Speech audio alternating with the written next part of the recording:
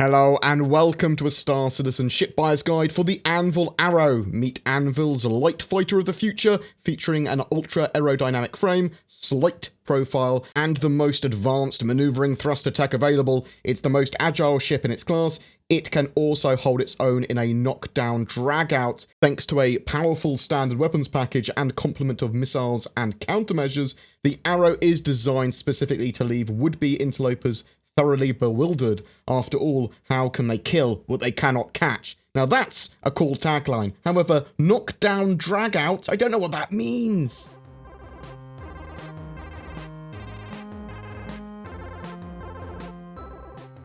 So let's go through the vital statistics of the ship. It's a single pilot light fighter, 16 meters long, 12 meters wide, 4 meters high. This is a tiny profile compared to even a Gladius, which is 20 by 17 by 5.5. So it is significantly smaller than that. The wings of the Arrow fold upwards as well, so the Arrow has an even smaller footprint when it is landed. The ship is now flyable and available in two Warbond forms, $65 for the standalone ship and $80 with a game package. These both have lifetime insurance. If using store credit or getting an upgrade, then the ship is $75 and it comes with 72 months insurance. It is significantly lighter than that Gladius, Avenger 300 series, and it's even a bit lighter than a Mustang Alpha. Weapons-wise, it has 3 size 3 gun mounts. Its default loadout comes with 2 size 2 GT 215 Scorpion Gatling guns and a remote turret that has 2 size 1 Bulldog lasers on. So that's kind of quite a powerful loadout as it is. You are able to have 3 size 3 fixed guns across those mounts though, making it extremely combat viable. The ship also has 2 size 3 missile racks and 2 size 2 missile racks, with a combined total of 6 size 2 missiles by default. When it comes to shield generators though, typically ships of this size and class have 2 small generators for shields. The Arrow only has 1, but the rest of the systems are pretty much the same as any light fighter, with various small systems again. 1 power plant, 2 coolers, a single powerful main thruster, which is sort of like one of the features of that ship, 2 retro thrusters, and 8 joint maneuvering thrusters. There is no living or cargo space on the ship, so bear that in mind. It is considered the most agile fighter in its class. The Arrow's velocity and dexterity will leave would-be interlopers thoroughly bewildered. And with that, its afterburner speed at the moment is 1235, which is pretty damn good, and its SCM is 270. Now, after the new flight model comes in 3.5, so that would be March 2019, I'm expecting this ship to have extremely good acceleration, extremely good top speed, and be incredibly agile, at least for a human ship. And remember, it's going to be a light fighter rather than anything else. It's not a racer, although I'm sure some people will use it as such. The ship does have quite a small quantum fuel capacity, though, as default anyway. You'll be able to upgrade the quantum drive. You'll be able to upgrade the actual quantum fuel tank as well. Even with a full tank at the moment, you have to actually stop between Hurston and Crusader to refuel your ship at one of the truck stops. So bear that in mind. It is intended for short-range missions, really within the area of like a planet and its moons, to be deployed from a carrier or be supported by fueling ships, or to hop between those fuel platforms if you are doing longer range travel. But I think the long-term idea would be, if you're using it without any form of deployment, you will be sort of like having an area of operation around a single planet and its moons to make the best use of the ship.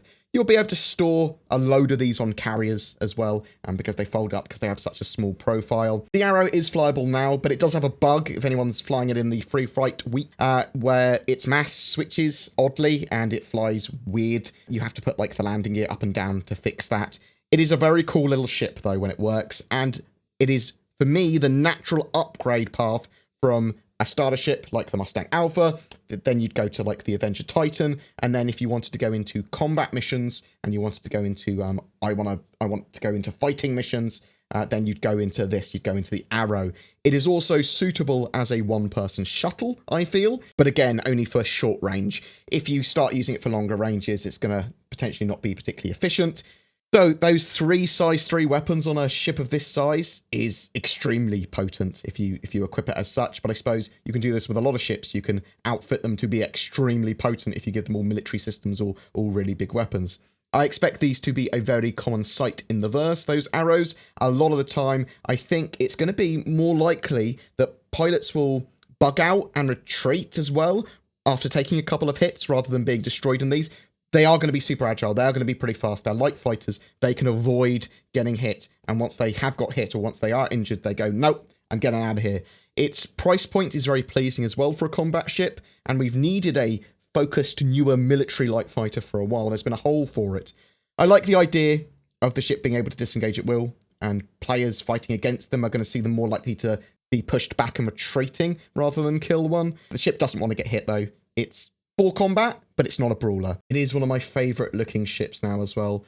Unmatched design, blazing top speed, and ultra-responsive manoeuvrability make the Arrow the most agile scrapper in its class, and a robust weapons package provides firepower to spare. Is this the classic light fighter updated for the next generation of combat? Please tell me what you think in the comments below. Are you interested in getting an Arrow? Is it something you're definitely going to get in-game?